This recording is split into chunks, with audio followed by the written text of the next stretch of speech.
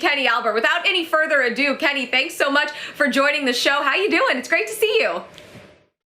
I'm great. Thanks, Michelle. Thanks, Kaz. Great to be with you guys in the middle of July. Crazy, right? I know we mentioned just a second ago that you do a little bit of everything. You're fresh off of covering the Stanley Cup playoffs and the Stanley Cup Final. So real quick, let's just start there before we dive into any other topics. A little bit different this year, not the same sort of bubble. So I'm curious what the experience was like for you, and especially calling a Game 5 in front of fans in Tampa Bay. Well, it was so much fun, Michelle. An honor and a thrill to call the Stanley Cup Final on TV for the first time. Fun playoff right from the start. I bounced around a little bit in the opening round and then worked a tremendous Colorado-Vegas series in round 2. Islanders and Tampa Bay, so exciting in round 3. And then Tampa Bay-Montreal, as you referenced, in the Stanley Cup Final. The Lightning winning it in Game 5.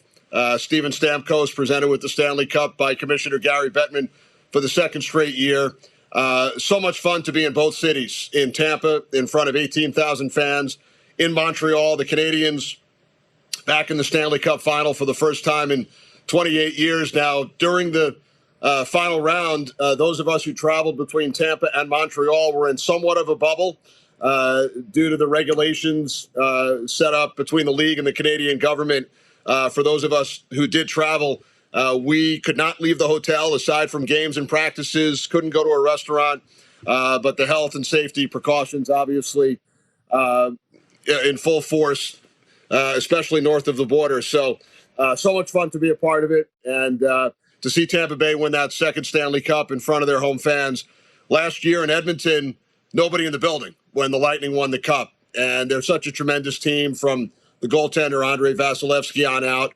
John Cooper's done a brilliant job behind the bench. So a lot of fun to be involved. I'll never forget Game 4 up in Montreal. The Lightning had a chance to win the Cup that night. It went to overtime, and the Canadiens wound up winning that game. So really proud to be a part of it, and a lot of fun to work hockey throughout June and into July this summer. Now, like Michelle said, Kenny touches every single sport on God's green earth. So we're going to switch to yesterday's big game, Major League Baseball All-Star Game taking place in Colorado, and Vladimir Guerrero Jr. joined his dad as a father-son duo hitting a home run in the All-Star Game, joining the Bonds, the Griffeys, and now, of course, the Guerreros. Kenny, would love to hear your thoughts on yesterday's Major League Baseball All-Star Game. Well, Kaz, I always enjoy watching the All-Star Game. It takes me back to my childhood, back when there were not as many games on television, and the All-Star Game was the only opportunity that you had to see some of the stars from the out-of-town teams, and with their own logo, their own team logo on the uniform. So it does take me back to those days, and to see a Vladimir Guerrero Jr. Hit a home run, win the MVP award, Fernando Tatis Jr., you know, these are guys I saw their fathers play in Major League Baseball and at All-Star games. So the sport's in great hands with some of these young stars. You know, you talk about Ohtani and what an unbelievable story he's become over the last couple of years, starting the game both on the mound and as the designated hitter. So, you know, again, it does take so many of us back to our childhood, the Midsummer Classic, a lot of fun to watch.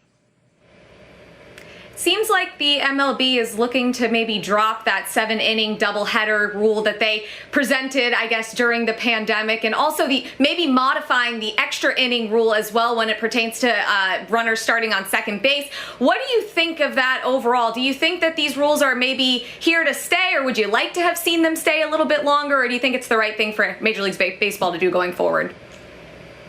Well, I'm a traditionalist, Michelle, so I'm not necessarily a huge fan of the 7-inning games in doubleheaders and some of the extra inning rules that were put in place. I understand why they were last year, coming off the COVID suspension when baseball picked back up.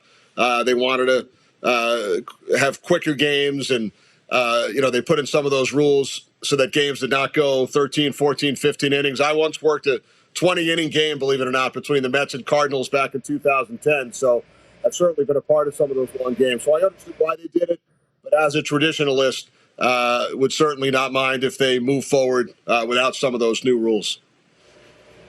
Now, Kenny, let's take it to the Bronx real quick. Obviously, the New York Yankees have had such an up and down season, but the reason why fans like myself are still holding out hope is because these next 11 games are against American League East opponents, 8 against the Boston Red Sox, 3 against the Tampa Bay Rays. We'd love to know your thoughts on this upcoming stretch with the Yankees. Can they turn their season around right now?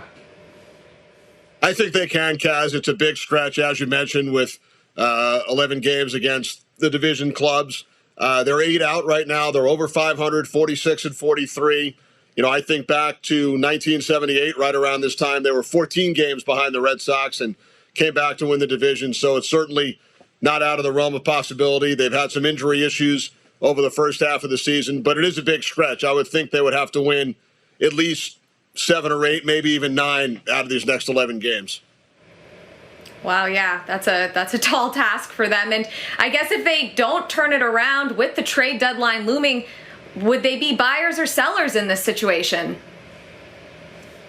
I guess a lot depends, Michelle, on this upcoming stretch, but I think through the years, the Yankees are usually buyers. We haven't seen too many instances where they've been sellers, so I'll go with the buyers category for sure. Okay. So let's jump over to the brighter side of New York baseball, the New York Mets. And as great as they've been playing, and you mentioned all the incredible storylines throughout the Major League Baseball season so far, it kind of feels, and stop me if I'm wrong, that we might be kind of underappreciating the kind of season Jacob deGrom is having. A historically low ERA, has been throwing stuff I've never seen in my entire life. Kenny, what are your thoughts on the Mets and Jacob deGrom's individual season? Well, when you look at deGrom over these last 4 or 5 years, Kaz, incredible. As you mentioned, some of the numbers that he's put up, it takes you back to the days of Bob Gibson in the late 60s or Tom Seaver with the Mets in the 70s. There are not many who have been in the same category as far as what we're seeing from Jacob deGrom. Can the Mets hold on and win the division? I think they can. Like the Yankees, they've had a lot of injury issues, but they've managed to get through. First place at the All-Star break, and it's been an exciting, fun team to watch under new ownership. So I don't see why they can't hold on and win the National League East. What do they need to do if they want to try to hold on in the second half of the season in particular? What are you expecting to see from them? Yeah, I think the health's a big thing. They've had so many key guys out, and they'll get some of those players back. And, you can never have enough pitching or hitting, so who knows? It seems like under the new ownership group, the finances won't be an issue. So perhaps they will go out and add either another arm or another bat in the coming weeks prior to the deadline. Kenny, right, great. Yeah, go ahead, Kaz. You want to thank him real quick? My fault, Michelle. Thank you so much. But I don't want to thank him too quickly because we're going to have him right back after the break. New York City, don't go nowhere. We're talking all these young, exciting quarterbacks in New York right after the break with Kenny Albert. Don't go nowhere. We'll be right back.